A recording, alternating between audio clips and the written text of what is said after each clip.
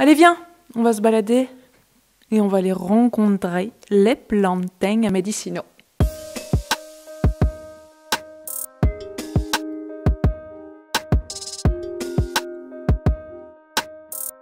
Salut, je m'appelle Wivine Dussoulier, je suis herboriste depuis 2008, prof en ligne de phytothérapie et agronome.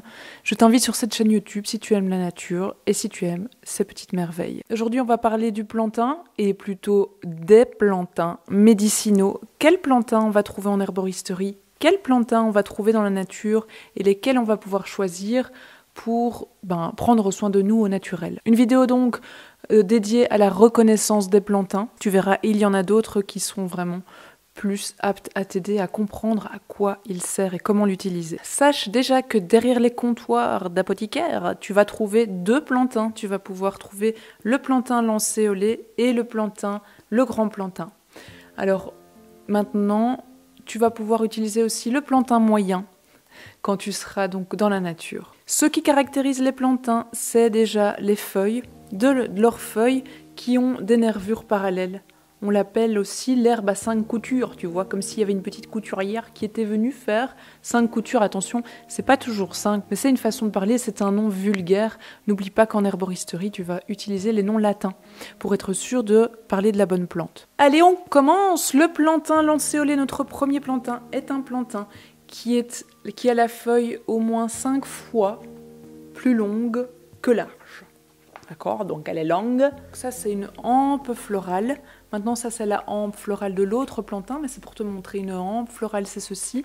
Eh bien, elle a 5 sillons profonds, tu vois, comme dans les champs de patates. Il y a des sillons, il y a des lignes qui sont vraiment marquées dans la hampe florale. Et puis, son épi, sa fleur, regarde, est soit oblongue, donc ça veut dire presque longue, on va dire, ovoïde, donc ovale, ou presque globuleux, donc comme un rond, comme vraiment une petite balle. Ça, c'est pour le plantain lancéolé. Ensuite, nous passons à l'autre plantain, qui est le plantain. Je vais commencer par le plantain large, d'accord? Le plantain à feuilles larges, qui a des grandes feuilles, parfois aussi grandes que mes pieds, et qui a aussi des feuilles petites et moyennes. Donc ça, c'est pas la grandeur de la feuille qui va t'aider à le distinguer. La feuille de ce plantain a un pétiole, donc c'est cette partie-ci, d'accord, qui est égale au limbe, donc ça veut dire que la grandeur de la feuille est plus ou moins égale à la grandeur de la petite tigette qui est ici, ou un petit peu plus court. L'épi qui est mûr, tu vois ici, ça veut dire qu'il est à la fleur de l'âge.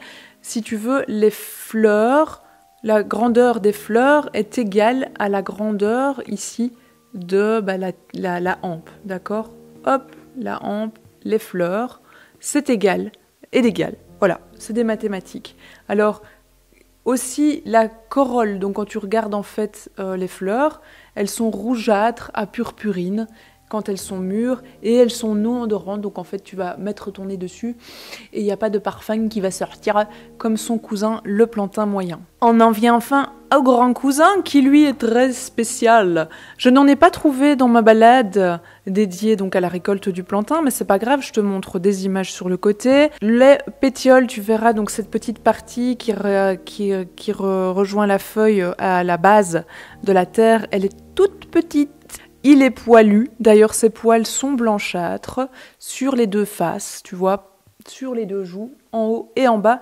Le plantain moyen est poilu. Alors ensuite, pour encore t'en distinguer, les fleurs de ce plantain, par contre, elles sentent bon. Et elles peuvent avoir une couleur blanchâtre ou jaunâtre. Et donc encore un petit peu, pour te dire, ça sent pas le lilas, hein, c'est légèrement odorant. Voilà pour le plantain moyen. Alors la bonne nouvelle, si tu veux pour toi, c'est qu'ils sont tous les trois médicinaux. Donc tu pourras, en fonction de qui tu rencontres, récolter ton plantain dans des lieux évidemment non pollués pour pouvoir l'infuser. Et on verra ça dans l'autre vidéo, ou même faire d'autres choses, on voit ça après. Pour les endroits où trouver le plantain, eh bien un petit peu partout dans les prairies, on le trouve le bord des chemins, on trouve sur les pelouses sèches, les lieux cultivés. Le plantain, c'est vraiment une plante sauvage vraiment bien représentée. Si cette vidéo t'a plu et que tu la trouves utile, mets un petit pouce, c'est juste.